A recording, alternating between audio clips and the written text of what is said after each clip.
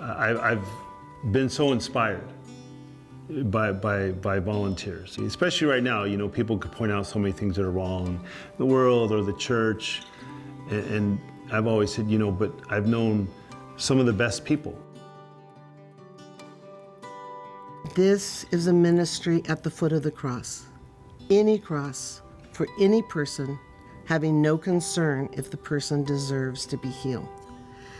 And I find that to be a powerful statement and description of what that is to be with someone in suffering, because that is what you're going to see throughout all of the prisons.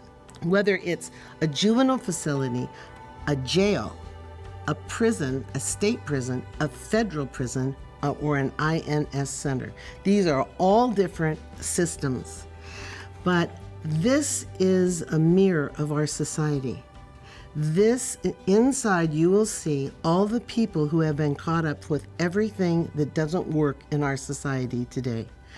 One mirrors the other.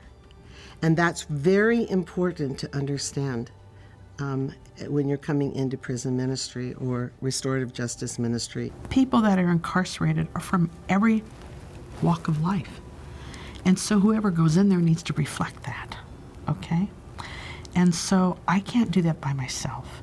We need all these different experiences, these manifestations of the divine, meeting the multiplicity of people inside. I want people to know that they are invited. This is their community, and that they're invited to be part of this ministry and this work, whether they're lay people or foreign people. I'm the director of a nonprofit organization called the Prison Contemplative Fellowship. And our main goal is to facilitate volunteers going into prisons and jails throughout the country.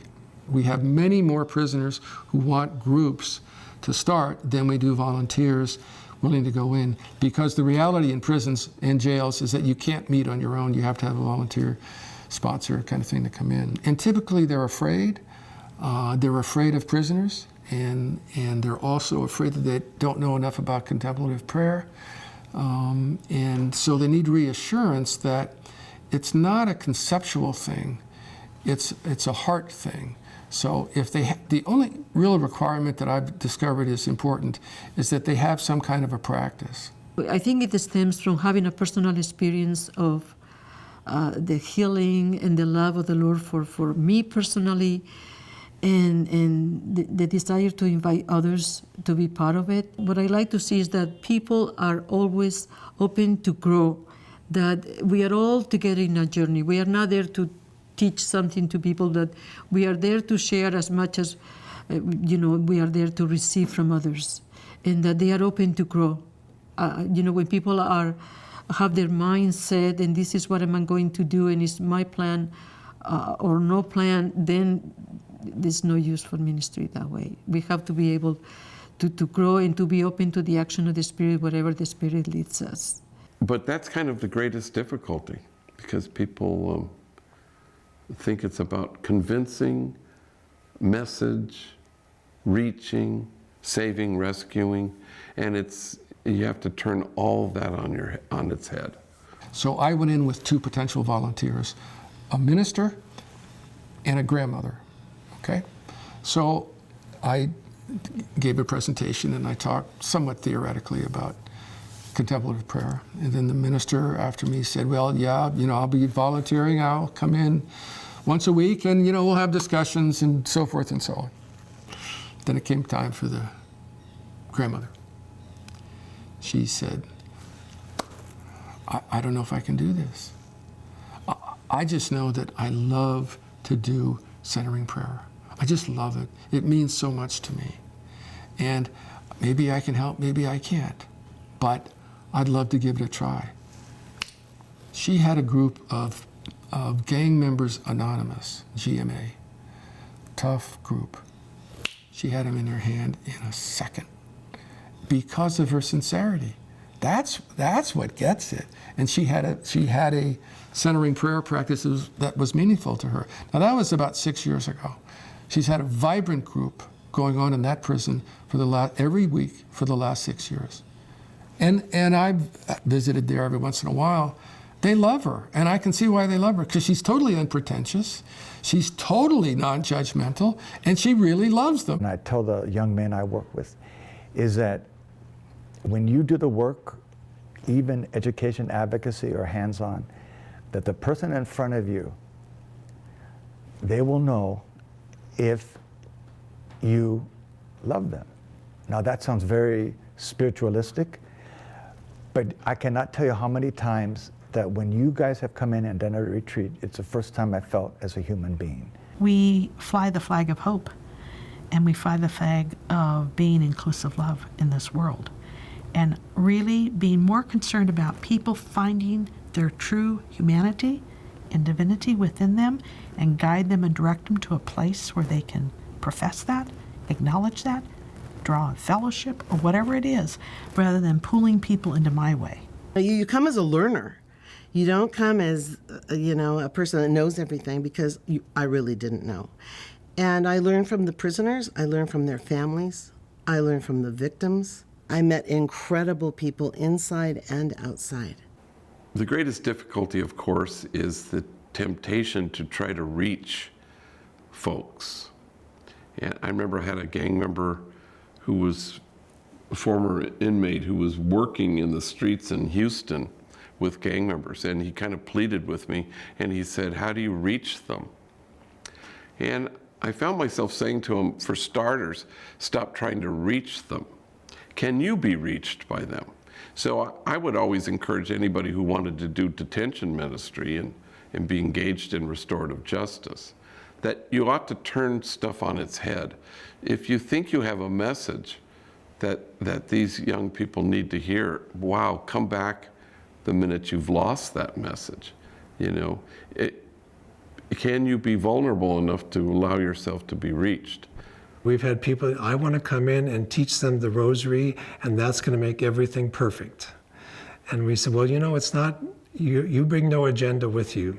That might be a wonderful thing to do, but it's their agenda that we work with. So if you can do that, if you can listen to them and see what they need and help them find their answers and experience their God, can you listen to stories, some horrible stories, about what happened to these people in their growing up years, or what they did that brought them into prison? A lot of times people think, well, I have to be a gang member in order to connect to a gang member.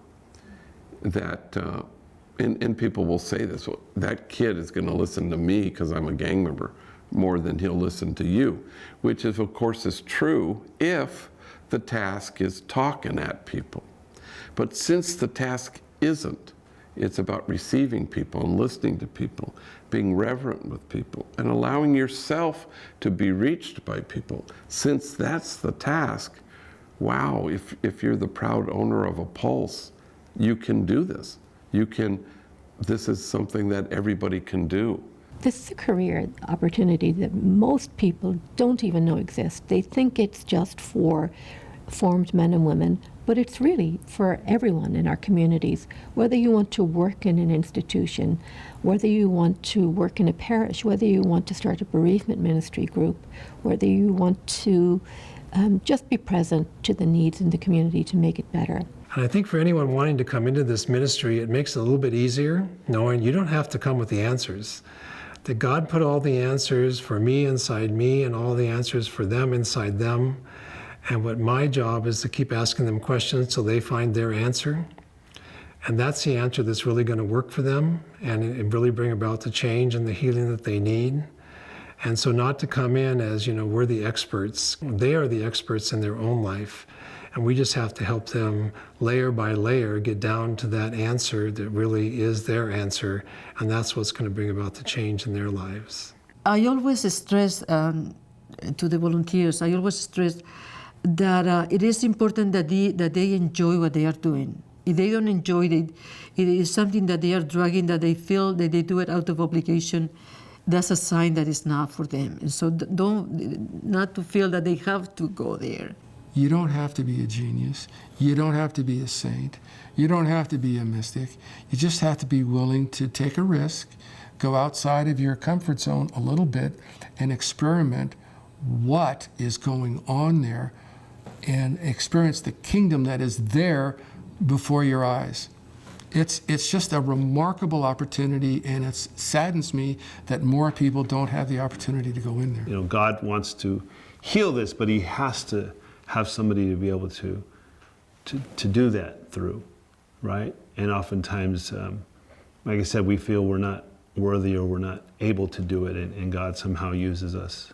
So it's something that's just sustained my faith. You know, whenever somebody wants to point out more of the negative, you know, examples, I've just known some of the greatest, most committed Christians. I'm sure they're all around, but I've had the privilege of knowing them and seeing them in action. If you want to get involved, if you want to make a change in your community, in your world, in your life, one way to do is just come see.